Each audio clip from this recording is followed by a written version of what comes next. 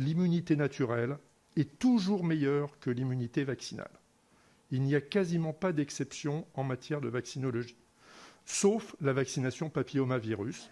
Toutes les autres infections, que ce soit la rougeole, la fièvre jaune, etc., l'immunité naturelle est meilleure que l'immunité vaccinale. Donc, si on applique ça au Covid, ce principe de base des maladies infectieuses, si on l'applique au Covid, et notamment c'est valable pour les enfants, il vaut mieux être infecté naturellement que être vacciné, parce que l'immunité vaccinale sera éphémère, alors que l'immunité naturelle, elle sera avec le Covid éphémère, mais elle sera meilleure que l'immunité vaccinale. Et ça a été montré.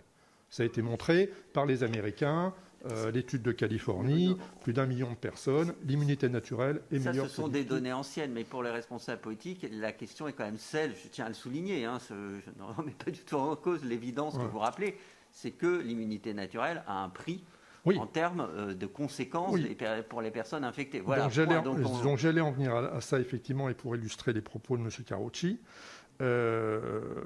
La population française a tout simplement pris en compte que Omicron était moins grave que Delta. C'est tout. C'est aussi simple que ça. Parce que moi aussi, mon centre de vaccination à l'Hôtel-Dieu, puisque je suis maintenant à l'Hôtel-Dieu, je ne suis plus à la Pitié-Salpêtrière, il n'y a personne. Personne. Et en fait, pourquoi il n'y a personne? Les gens ne sont pas fous. Ils ont tous attrapé le coronavirus au mois de janvier et au mois de décembre. Ils ne vont pas en plus se vacciner alors qu'ils ont tous attrapé le coronavirus. Et moi, je m'étais exprimé très clairement là-dessus. J'avais dit que le pass vaccinal, je suis désolé mais la lecture est politique. Vous ne voulez pas qu'on parle de politique, ok, même si je pense que c'est un lieu où on doit un peu parler de politique, mais je pense que c'est politique, et c'est ce que j'avais dit. Le pass vaccinal ne servait strictement à rien. En plus, vacciner une population, enfin quand je dis strictement à rien, j'exagère, parce que bien évidemment, il fallait vacciner les personnes à risque.